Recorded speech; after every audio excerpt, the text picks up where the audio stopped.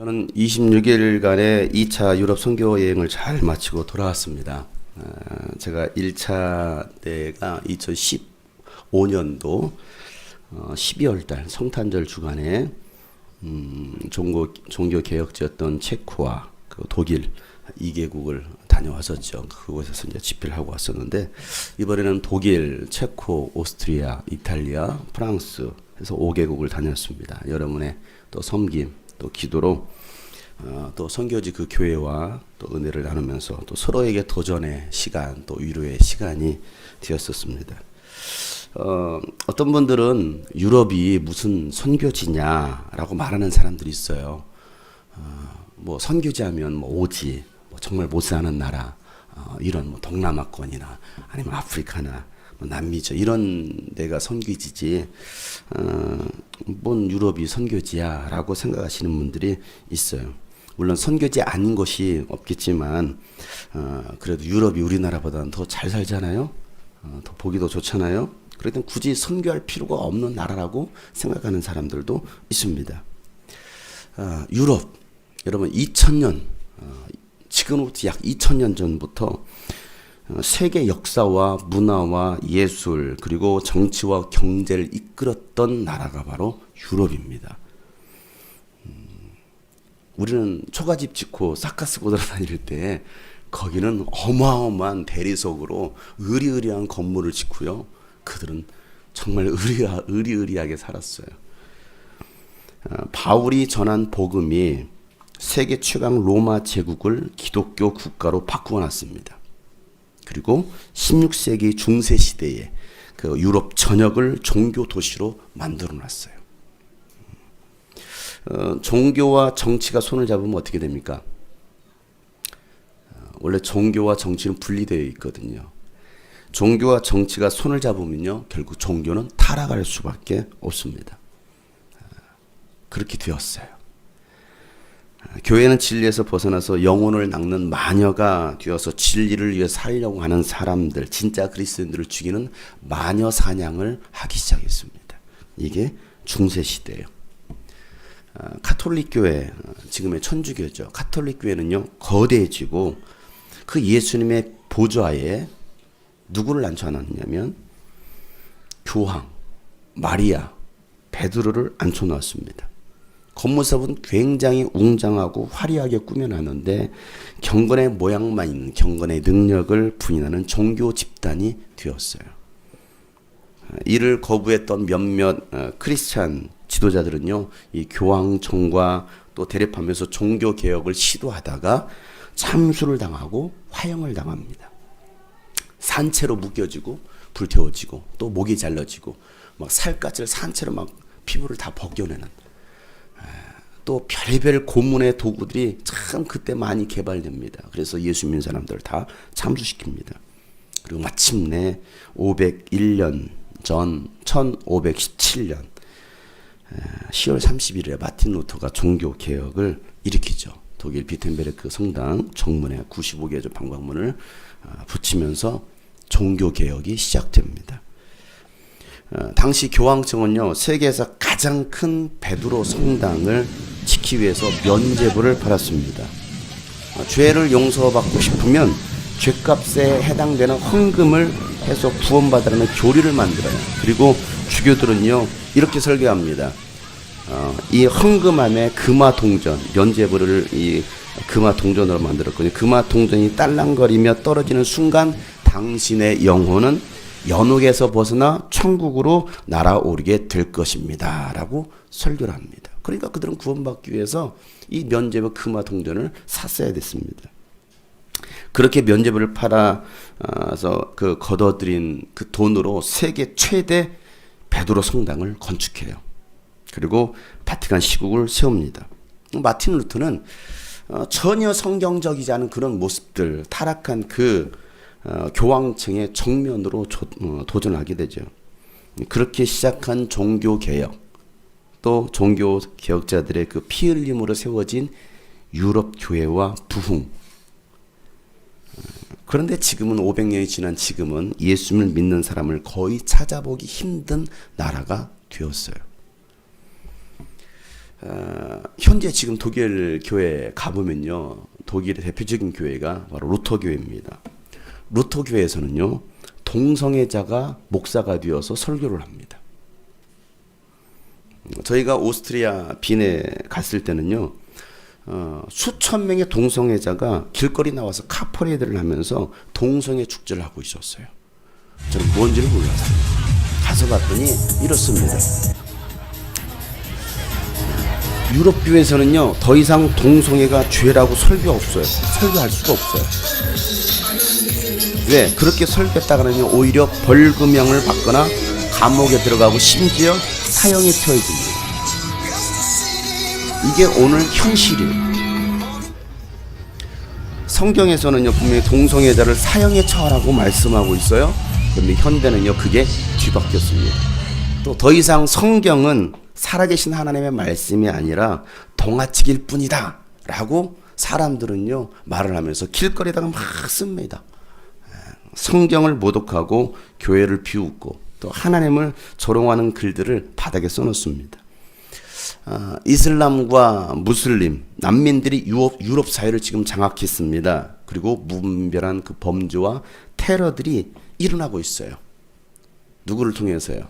무슬림인들을 통해서, 이슬람 세력을 통해서. 그리고 그들은요, 이슬람 세력을 막 확장해 갑니다. 어떤 정책일까요? 다산 정책입니다. 보통 10명, 15명씩 나요. 그렇게 해서 전 세계를 이슬람화 시키려고 지금 이슬람은 그렇게 계획적으로 움직이고 있습니다. 겉으로는 좋은 종교라고 포장을 하고 있습니다. 우리는 그렇게 나쁜 종교가 아니라고 포장을 합니다.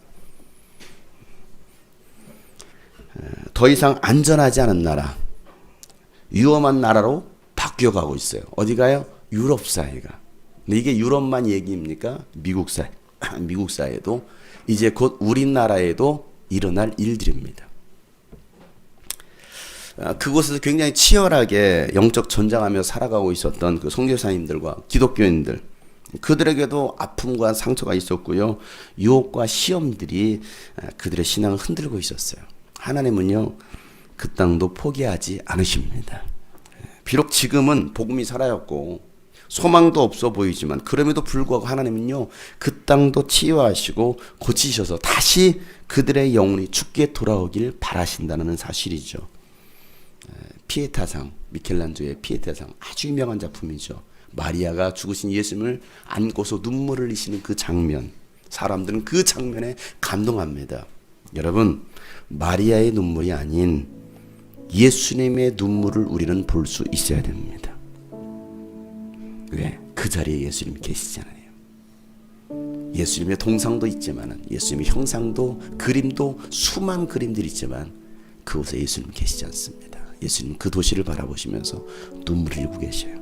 소망이 사라진 시대, 복음이 사라진 교회, 이 땅 바라보시며 눈물을 흘리시는 예수 하나님 아들, 무너진 교회 일으키 잃은 양 찾아 구원하. 오 예수님만, 예수님의 눈물 간직한 사람,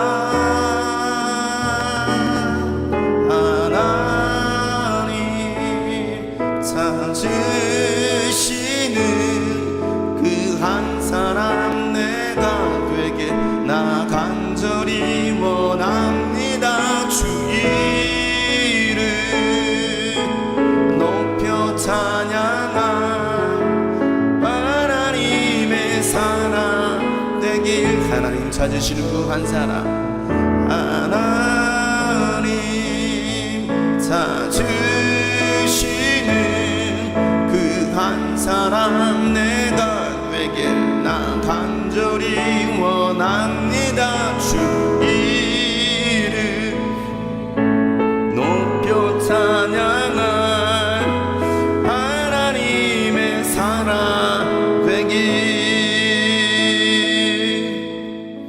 오늘 읽은 이 본문 말씀은요, 바울이 부활하신 예수님을 만나고 난 다음 총 4차에 걸쳐서 전도 여행을 떠납니다. 그 중에 2차 전도 여행 중에 있었던 내용이 오늘 읽었었던 본문입니다.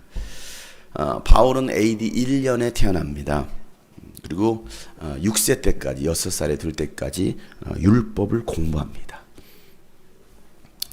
10살이 되었을 때는 사울은 예루살렘으로 올라갑니다. 그리고 당시 최고의 랍비였던 가말리엘 문화생이 됩니다. 그 가말리엘부터 정통 유대 율법을 교육받습니다. 그리고 공부를 다 마치고 나서는요, 자기가 살고 있었던 그 고향 길리기아 다소로 내려갑니다. 그리고 바울은요, 성경에서 자신을 이렇게 소개하고 있어요. 사도행전 22장 3절 말씀에 보면, 나는 유대 사람입니다. 나는 길리기아의 다소에서 태어나서 이 도시 예루살렘에서 자랐고, 가말리엘 선생의 문화에서 우리 조상의 율법의 엄격한 방식을 따라 교육을 받았습니다. 철저한 율법 교육을 받았다는 것이죠. 그래서 나는 오늘날 여러분 모두가 그러하신 것 같이 하나님께 열성적인 사람이었습니다. 빌립보 3장 5절에서 6절까지는 이렇게 또 소개합니다. 우리 한번 읽어볼까요? 시작. 나는 난지 여드름 안에 할례를 받았고 이스라엘 민족 가운데서도 베냐민 지파요, 히브리 사람 가운데서도 히브리 사람이요, 율법으로는 바리새파 사람이요, 열성으로는 교회를 박해한 사람이요, 율법의 의로는 흠잡힐 데가 없는 사람이었습니다. 이 사울이란 이 청년이 어렸을 때부터 얼마나 철저하게 율법으로 교육받았는지, 이 정도면 정통 유대인이에요. 이스라엘 가면 정통 유대인들이 있습니다. 한눈에도 딱 띕니다. 그들은요, 까만 모자를 쓰고요, 까만 도포를 입고요, 수염과 이 귀밑머리를 이렇게 기릅니다. 이렇게 다 또아리를 닦아 이러고 돌아요. 딱 봐도 유대인이구나. 그들은 정통 유대인이에요. 그 더운데도요, 이 털모자를 쓰지, 이 까만 모자와 이 도포자락을 벗지 않아요. 나는 유대인이다 이거죠. 그들은 철저하게 율법 생활을 합니다. 바울이 그렇게 철저하게 정통 율법을 배운 그런 사람이었어요. 정통 유대인으로서 교육받은, 어떻게 보면 장래가 촉망된, 앞길이 뻥 뚫릴 수 있는 그런 사울이 예루살렘에서 유대교로부터 이단으로 정죄받은 신흥 종교 집단이 나옵니다. 그것이 바로 기독교인들이었어요. 크리스찬들. 이 기독교가, 그리스도교가 폭발적인 부흥이 일어난다는 그 소식, 그리고 유대교가 위협을 받고 있다는, 왜? 유대교가 예수를 죽였으니까. 그래서 유대교를 위협하고 있다는 소식을 듣고, 또 그 유대교, 이 기독교가 막 로마에게까지 막 전 세계로 막 복음이 흩어진다는 그 이야기를 듣고 교회를 핍박하고 기독교인들을 말살하려는 그런 일에 발벗고 나섭니다. 그래서 스데반이 죽을 때, 스데반이 순교당하는 그 현장에 사울이라는 청년은요, 아주 떳떳하게 서 있습니다. 그리고 예수 믿는 사람들을 잡아 죽이기 위해서 뭐합니까? 다마스쿠스로 갑니다. 그때가 AD 34년경입니다. 그 다마스쿠스로 가는 그 길에 부활하신 예수를 만나게 됩니다. 너는 어째 나를 핍박하느냐? 누구십니까? 나는 네가 핍박하는 예수라. 거기서 부활하신 예수를 만나고 나서 그가 성령을 받게 됩니다. 그리고 아라비아로 내려가서 3년 동안 그는 그렇게 표현을 합니다. 나는 예수님께로부터 직접 교육을 받았다. 가르침을 받았다. 하나님 나라에 대해서. 아라비아에서 3년, 그리고 다소에서 4년. 총 7년 동안 그는 준비하게 됩니다. 그리고 바나바의 도움으로 AD 44년에 안디옥 교회에 가서 사역을 시작합니다. 그리고 바울은 이 안디옥 교회에서 안수를 받고 선교사로 파송받게 돼요. 이때가 AD 44년이죠. 안디옥 교회는요, 최초로 선교사를 파송한 교회입니다. 사울은 AD 47년에 1차 선교 여행을 떠나게 됩니다. 사도행전 13장 2절부터 3절에 보면 그들이 주님께 예배하며 금식하고 있을 때 성령이 그들에게 말씀하시되 너희는 나를 위하여 바나바와 사울을 따로 세워라. 내가 그들에게 맡기려 하는 일이 있다. 그래서 그들은 금식하고 기도한 뒤에 두 사람에게 안수하여 떠나보냈다. 사도행전은요 굉장히 그 요약해가지고 성경을 기록하고 있어요. 그러니까 사실 여러분 사도행전 끝장까지 읽을 때 보면요 굉장히 빠른 속도로 진행이 돼요. 그냥 이게 뭐 하루 이틀 사이 일어나는 것처럼 사실은 표현되어 있는데 그게 수년이라는 시간이 있었습니다.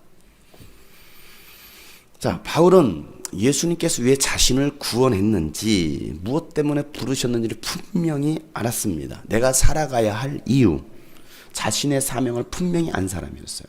그 예수님께서 그 바울을 택했을 때에 하셨던 아나니아에게 했던 이야기, 사도행전 9장 15절에 이렇게 말하죠.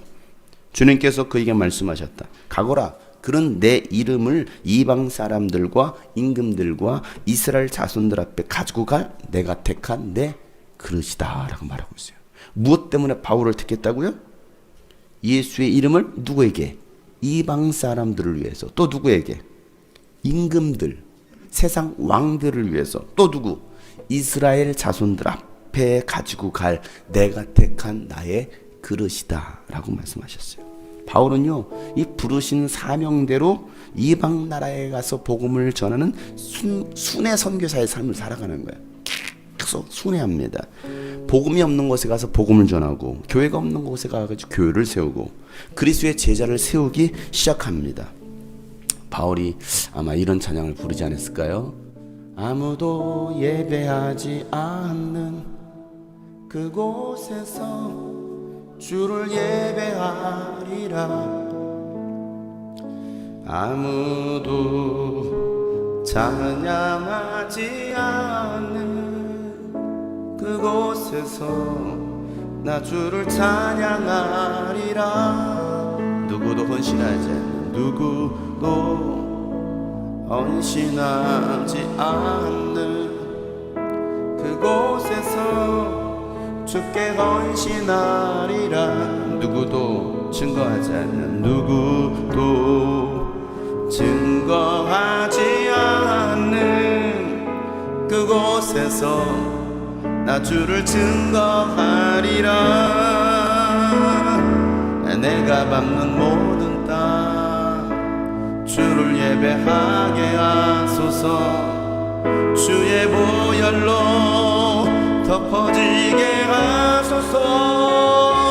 내가 선이고 주의 거룩한 곳 되게 하소서. 주의 향기로 물들이소서. 내가 밟는 모든 땅, 내가 밟는 모든 땅 주를 예배하게 하소서. 주의 보혈로 덮어지게 하소서. 내가 선이고 주의 거룩한 곳 되게 하소서. 주의 향기로 물들이소서. 바울의 이 순회 선교 사역은요, 남들이 세운 그곳에 가서 나는 복음을 전하지 않겠다. 정말 아무도 없는 곳, 교회가 없는 곳에 가서 나는 복음을 전하고 교회를 세우겠다. 이게 바울의 목회 방침이었어요. 그렇게 이방 나라에 세워진 수많은 교회들, 1차 선교 여행을 마치고 돌아왔을 때요, 바울은 그 세워진 교회, 개척한 그 교회를 생각하지 않을 수 없었어요. 그러지 않겠습니까? 저도 떠나가 26일 동안 떠나가 있는 동안 제가 우리 주님이 꿈꾸신 교회를 생각하지 않았을까요? 네. 하루도 빠짐없이 생각하죠. 주일이면 성도들이 왔을까? 누가 왔을까? 또 누가 오지 않았을까? 저도 그곳에서 라이브 방송을 보면서 또 시간 7시간 차이니까 어떤 때는 자고 일어나면 이미 예배가 끝나 있어요, 여기가. 그러면 일어나서 그것부터 보는 거예요. 우리 성도들이 어떻게 와서 하나님을 예배하고 있을까? 누가 왔을까? 누가 오지 않았을까? 바울도 마찬가지죠. 자신이 세웠던 그 교회들을 생각하지 않을 수 없었습니다. 아직도 연약한 교회들이었고, 이제 갓 세워진 6개월 된 교회, 1년 된 교회, 얼마 되지 않은 그런 교회들.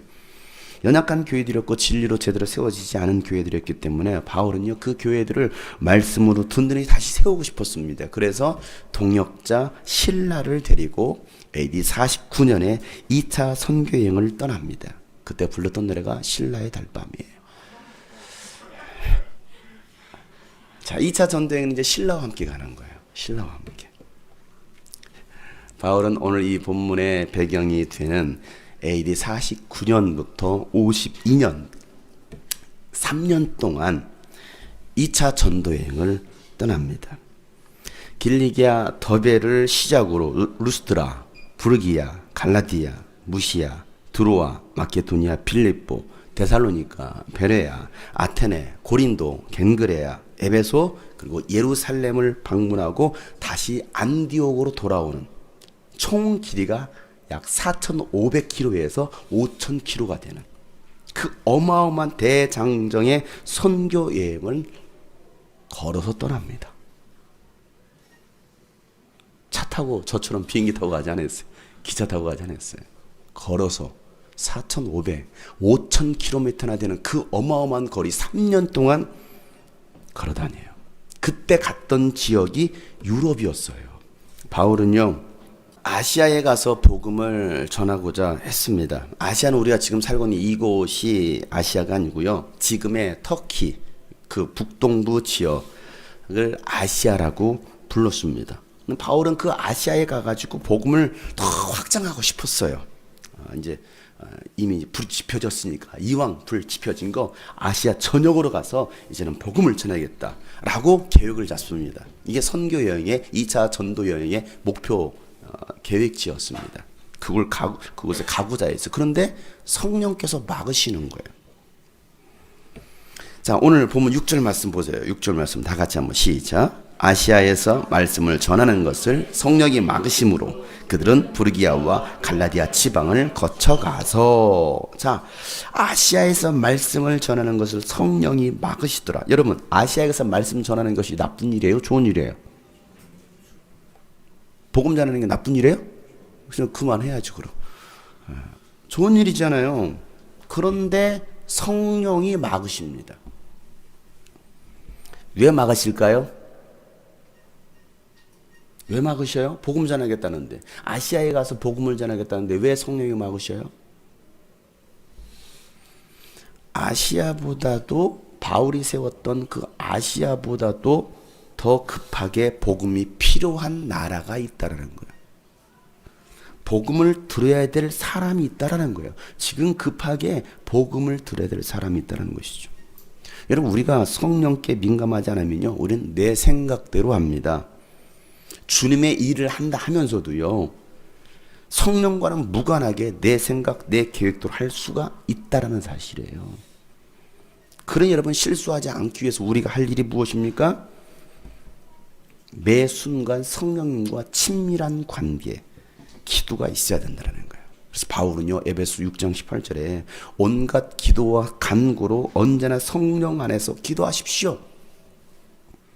이것을 위하여 늘 깨어서 끝까지 참으면서 모든 성도를 위하여 간구하십시오라고 바울은 얘기합니다.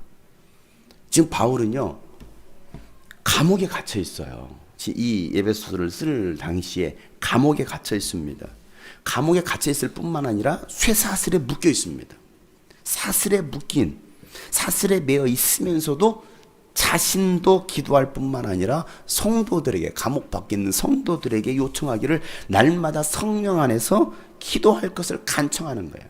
늘 깨어 기도하지 않으면 믿음의 실패자가 될 수 있기 때문에 그런 사람들을 많이 봤잖아요. 그래서 바울은 쉬지 말고 기도하라고 간청합니다. 사실은 바울 자신이 경험한 이야기였어요. 바울 자신이 경험했어요. 막으셨잖아요. 바울은 복음의 열정만을 가지고서 아시아에 가서 복음을 전하고자 했습니다. 그래서 어떻게 해서든지 그곳으로 가려고 성령께서 한번 막으셨어요. 그런데 어떻게 그곳에 가려고 시도합니다. 7절 말씀이에요. 7절. 다 같이 시작. 무시야 가까이 이르러서 비두니아로 들어가려고 하였으나 예수의 영이 그것을 허락하지 않으셨다. 자, 비두니아로 들어가서 아시아로 가려고 합니다. 아시아로 가려고 했는데 이제는 누가 또 허락하지 않아요? 예수의 영이 허락하지 않더라. 예수의 영이. 자, 2번씩 막으십니다. 자, 이쯤 되면 어떻게 됩니까? 3세판. 3번 시도해야죠. 또 3번 시도했는데 안 되면 또 어떻게 해야 돼요? 4번 시도해야 되죠. 왜? 선한 일인데, 복음 전하는 일인데, 하나님께 영광 돌리는 일이라고 생각하는 건데, 언제까지? 성공할 때까지. 성공할 때까지. 자신의 일이, 자신의 뜻이 이루어질 때까지. 그렇게 해야 되죠. 그러다가 얻어 터지는 거예요. 그러다가 죽습니다. 근데 우리는 이렇게 살아요. 이렇게 살아요. 이게 하나님의 뜻이래요. 이게 하나님이 기뻐하신 일이에요. 이게 하나님의 계획이래요. 제가 뭐 죄 짓는 거 아니잖아요. 하나님이라고 있잖아요. 내 식대로 해야 됩니다. 내 계획대로 해야 됩니다. 하고서 2번, 3번, 4번 하나님 계속 막으시고 말씀하시는데도 전혀 돌이키지 않고 자신의 생각을 마치 하나님의 생각이처럼 주장하고 가는 거예요. 바울이 2번 실패합니다. 자, 바울은 가려던 길을 이제 중단합니다. 그리고 이제는 방향을 바꿉니다. 드로아로 바꿉니다. 8절 말씀이죠. 시작. 자, 2번 막으시니까 그제서야 그들은 무시아를 지나서 드로아에 이르렀다. 여러분, 하나님의 길이 아니면 무시하고 들어와. 그거예요. 무시하고 들어와. 자, 바울은 그날 밤 하나님의 뜻을 물었을 것입니다. 왜? 두 번씩 막으셨을 때 분명한 이유가 있을 테니까 하나님께 기도했을 것입니다. 그때 하나님은 바울에게 환상을 보여주십니다. 9절 시작. 여기서 밤에 환상이 나타난다. 마케도니아 사람 하나가 바울 앞에 서서 마케도니아로 건너와서 우리를 도와주십시오 하고 간청하였다. 하나님 왜 막으십니까? 저는 복음 전하겠다는데 이게 하나님의 계획 아닙니까? 하고서 막 기도했더니 환상이 팍 열리는 거예요. 그러고 나서 환상 중에 마케도니아 한 사람이 바울 앞에 서서 마케도니아로 건너와서 우리를 도와주십시오 하고 간청하는 거예요. 바울은 그제서야 깨닫습니다. 왜 하나님께서 가던 길을 막으셨는지, 바울이 세웠던 그 계획대로 되지 않았는지 그는 깨닫게 됩니다. 아, 이게 내 생각, 내 계획이었구나. 하나님이 기뻐하는 일이 아니었구나를 깨닫게 됩니다. 사랑하는 여러분, 여러분들이 세운 계획들 제대로 진행되고 계십니까? 아니, 내가 세운 계획대로 여러분 진행되지 않습니까? 가던 길이 여러분 막힙니까? 인생이 여러분 술술 풀리는 것이 아니라 막히고 꼬이고 여러분 복잡해지셨습니까? 하나님께 엎드리세요. 하나님께 기도하세요. 하나님과 멀어지지만 않았다면 하나님께서 반드시 여러분에게 말씀해 주실 것입니다. 환상을 보여주실 것입니다. 물론 하나님의 뜻과 상관없이 막 술술 잘 풀리는 사람도 있어요. 그건 하나님이 전혀 개입하지 않는 거죠. 그러나 여러분, 하나님과 우리가 멀어졌다고 한다면 우리는 빨리 먼저 회개하고 다시 하나님을 찾아야 됩니다. 하나님께서 만나 주실 것입니다. 목마른 사슴이 시냇물을 찾아서 막 헐떡이듯이 여러분, 우리는 주님을 찾아야 됩니다. 주님을 바라봐야 됩니다. 주님께서 여러분의 그 갈급한 영혼을 생수로 채워주실 거예요. 뭐 할 때요? 하나님을 찾을 때. 하나님을 찾을 때. 바울은 환상을 본 다음에 하나님께서 마케도니아 사람에게 급하게 복음을 전하라는 것을, 그렇게 부르신 것을 확신하고 이제는 마케도니아로 건너갑니다. 10절 시작. 그 환상을 바울이 본 뒤에 우리는 곧 마케도니아로 건너가려고 하였다. 우리는 마케도니아 사람들에게 복음을 전하기 위하여 하나님께서 우리를 부르신 것이라고 확신하였기 때문이다. 자, 바울은 하나님께서 보여주신 대로 마케도니아 빌립보로 들어갑니다. 그리고 그곳에서 누구를 만나느냐? 자색옥감 장수 루디아라는 자매를 만나게 돼요. 자, 기가 막힌 거예요. 하나님은요, 이 루디아라는 그 한 여인에게 복음을 전하라고 바울을 그들의 일행을 급하게 마케도니아로 부르신 거예요. 누구 때문에? 루디아 때문에. 루디아 그 한 사람에게 복음을 전하라고. 얼마나 그 루디아 한 사람이 소중했으면. 훗날 루디아는요, 초대교회에 정말 영향력 있는 귀한 여성 지도자가 됩니다. 리더가 돼요. 그 루디아는요, 바울이 복음 전하는 그 사역에 경제적으로 도움을 줍니다. 와서 우리를 도우라. 이게 오늘 하나님께서 하시는 말씀이에요. 와서 우리를 도우라. 지난 26일간 2차 유럽 선교 여행을 하면서 저는 어떤 일들이 일어날지 알 수가 없었죠. 무슨 일이 일어날지. 뭐 제가 압니까? 8개월 전에 독일 베를린에 계신 그 선교사님으로부터 장 목사님 오셔서 좀 우리를 도와주십시오 라는 그 전화 요청이 있었어요. 그래서 가게 된 거예요. 그래서 계획을 세웠습니다. 목사님 오셔서 도와주세요. 뭘 도와줘요? 뭐 경제적으로 도와달라는 거예요? 뭐 경제 도와줄 만한 뭐 능력을 우리가 가진 것도 아니고, 목사님 오셔서 집회 좀 해주세요. 집회 좀. 뭔가 하나님의 계획 계심이 있겠지. 갔습니다. 가서 보니까 많은 선교사님들과 교회들이 어려움을 겪고 있었어요. 가는 곳마다, 만나는 곳마다 교회가 다툼이 있고 깨어지고, 또 불신과 미움과 시기로 인해서 상처를 받고 뿔뿔이 흩어지고, 또 오해와 정죄로 무너질 대로 무너져 있었어요. 교회들이 다.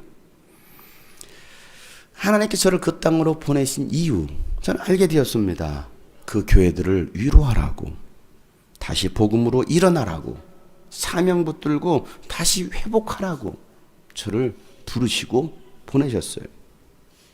저는 그곳에서 말씀을 전하면서 함께 울고 함께 기도하면서 격려했습니다. 마지막 날 베를린에서 설교하기 전에 마지막 집회였습니다. 수요일 밤에 마지막 날 설교하려고 이제 딱 이 앞자리에 앉았는데, 안정환 같이 생긴 한 형제가, 한 청년이 제 옆에 오더니 앉아요. 그리고 이렇게 말을 합니다. 목사님 카톡 아이디를 좀 알 수 있을까요? 왜? 저도 목사님처럼 선교사의 삶을 살고 싶어서 결단했습니다. 말씀 듣고 참 많은 걸 깨달았습니다. 저도 찬양하면서 복음 전하는 선교사가 되겠습니다. 20대 한 후반대는 청년이었어요. 사랑하는 성도 여러분, 아직도 복음이 필요한 영혼들이 많이 있습니다. 아직도 복음을 들어야 될 민족과 열방이 많이 있습니다. 여러분, 그들의 소리가 들리지 않습니까?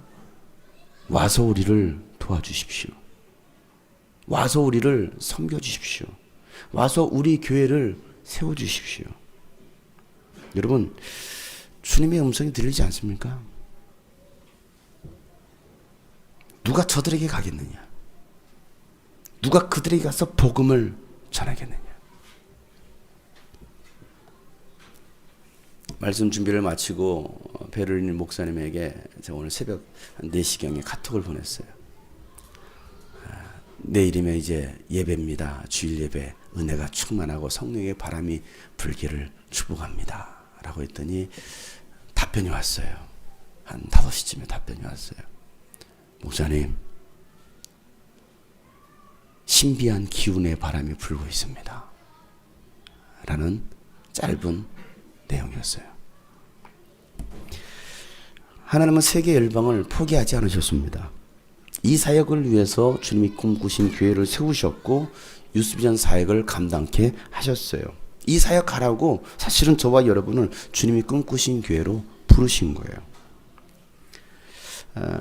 이제 이번 주부터 저는 이제 장로회 신학대학교에서 어린이 만원 캠프를 시작으로 8월 18일까지 라오스 선교까지 열심히 달릴 거예요.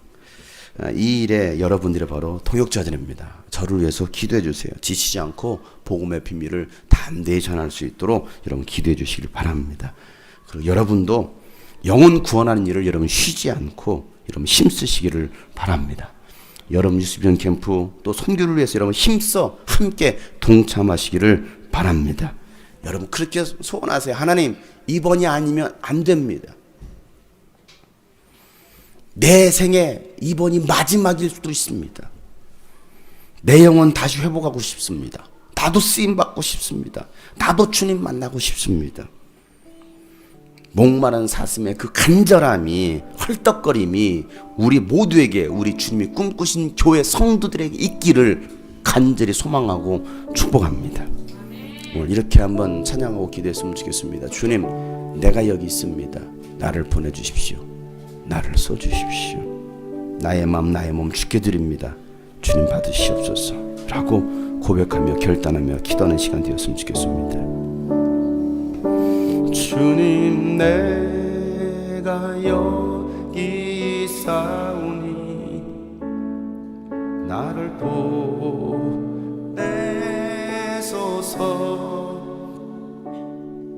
나의 마음 나의 몸 주께 드리오니 주 받으옵소서.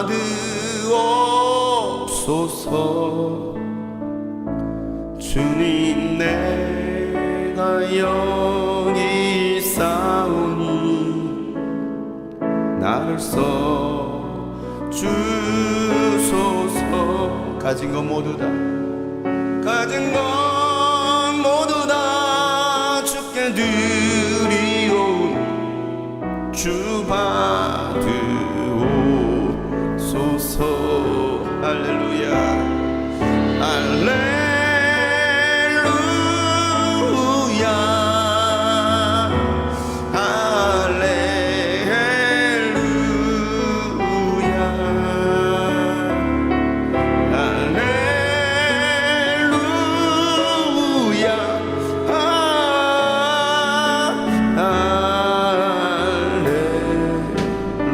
주님, 내가 여기 있사오니 주님, 내가 오늘 말씀을 기억합시다. 와서 우리를 도와주십시오. 그 요청, 나를 보고 누가 나를 위하여 저 민족을 향하여 갈 것이냐. 나의 마음 나의 몸 주께 드리오니 주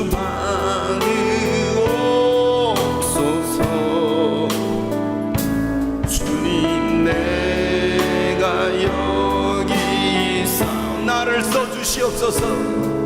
나를 써 간절하게 기도하는 마음으로 주님, 내가 다시 회복되기를 원합니다. 내가 다시 살아나기를 원합니다. 내 영혼이 소생하기를 원합니다. 주님의 부르심 앞에, 주님의 부르심에 보내심에 순종하기를 원합니다. 다시 결단하기 원합니다.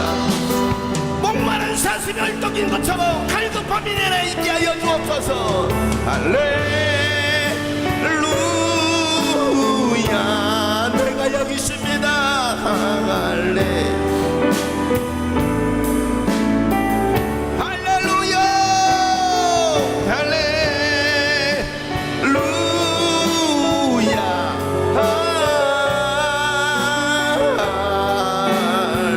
다시 한번 할렐루야,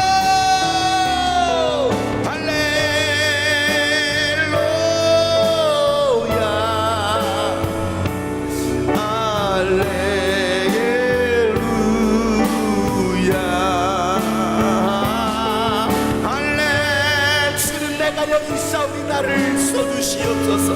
내 심령이 살아나기를 원합니다. 내 심령이 다시 회복되기를 원합니다. 사명으로, 영혼 구원의 열정으로. 할렐루야, 할렐루야.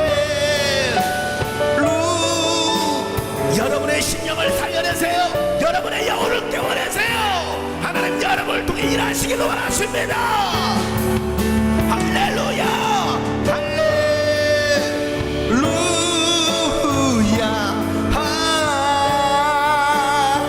주님, 내가 여기 있사오니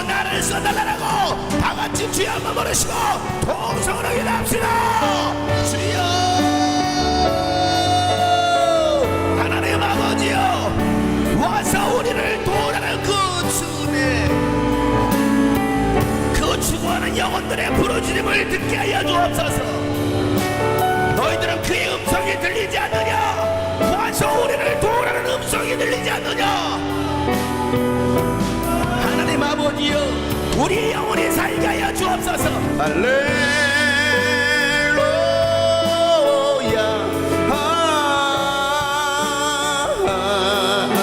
할렐루야. 늘 나의 곁에 계시며 내게 말씀하시네.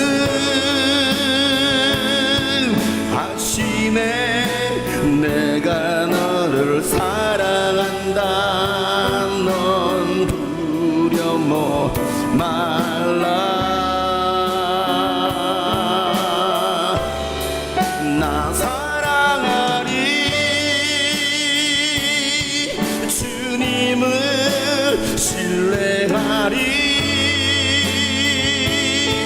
그 마음 내가 살아 숨쉬는 동안 주님, 늘 나의 곁에 계신 주님을 바라봅시다. 늘 나의 곁에 계신, 늘 나의 곁에 계시며 내게 말씀하시네.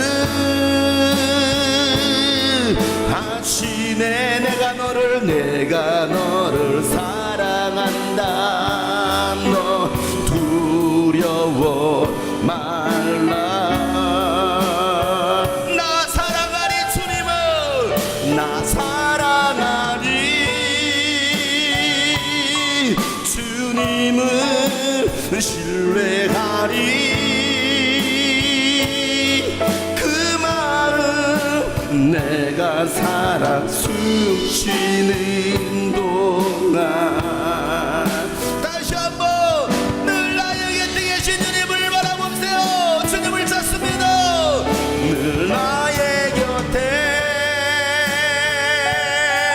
계시며 내게 말씀하시네.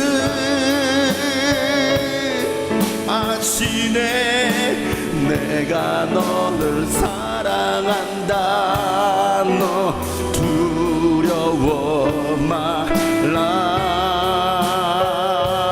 나 사랑하리. 주님을 나 사랑하리. 주님을 신뢰하리.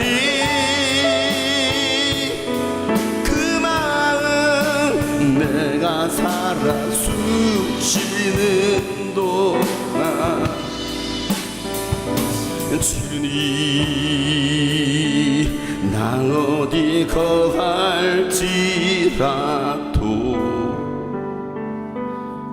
주 날개 나를 지키네. 그 그늘 아래서 나 주님을 노래하네.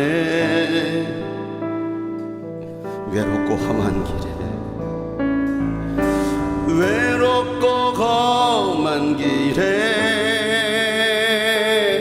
내 믿음 연약해져도 기다려줄 수 있는, 기다려주실 수 있는 주님. 그렇습니다. 늘 나의 곁에 계신 주님을 바라봅시다. 늘 나의 곁에 계시며 내게 말씀하십니다. 내게 말씀하시네.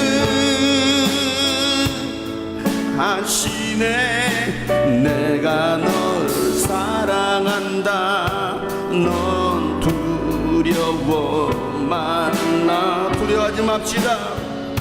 나 사랑하리. 주님을 나 사랑하리. 주님을 신뢰하리.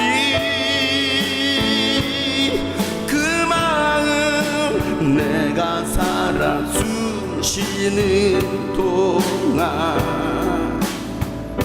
주님, 늘 나의 곁에 계신 주님 주님, 그 주님을 생각하며 나의 곁에 계시며 내게 말씀하시네. 내가 너를 사랑한다. 넌 두려워. 우리 고백합시다. 나 사랑하리. 주님은 나 사랑하리. 주님은 신뢰하리. 그 마음 내가 살아 숨쉬는 동안, 숨쉬는 동안, 숨쉬는 동안, 나 사는 날 동안, 나 사는 날 동안 주님, 하나님, 우리가 사는 날 동안 주님을 사랑하며 주님 안에 거하며 주님의 뜻을 신뢰하고 주의 음성 듣고 와서 우리를 도우라는 그 주님의 음성이 우리 모든 성도들 가운데 들려지게 하여 주시옵소서. 그래서 내 영혼이 먼저 회복하고 내 영혼이 먼저 살아나서 복음이 필요한 영혼들에게 예수 그리스도의 복음을 증거할 수 있는 우리 모든 성도들의 삶이 되게 하여 주시옵소서. 하나님, 시험에 들지 않도록 늘 깨어 기도하는 우리 성도들 되게 도와주시고, 우리 교회를 무너뜨리려고 하는 모든 어둠의 세력들, 이간하는 모든 세력들은 예수 그리스도의 묶임받고 떠나가게 도와주시옵소서. 하나님, 우리 교회가 더욱더 하나님 아버지와 정말 주의 말씀 앞에, 복음 앞에, 진리 앞에 바로 설 수 있는 교회 되게 하여 주시옵소서. 오늘도 주님께 귀한 예물을 드립니다. 주님, 이 예물을 받으시고 이 예물을 통하여 주님의 나라가 하나님 이 땅 가운데 세워지는 일에 귀하게 쓰여지게 하여 주시옵소서. 이제는 우리 구주 예수 그리스도의 은혜와 하나님 아버지의 놀랍고도 지극하신 사랑과 성령님의 감화 감동 교통 충만하심이 와서 우리를 도우라는 그 영혼의 음성, 주님의 음성 듣고 순종하고 나가기로 작정한 모든 하나님의 사람들 머리 위에 이제로부터 영원토록 함께 하시기를 간절히 축복하며 기도하옵나이다.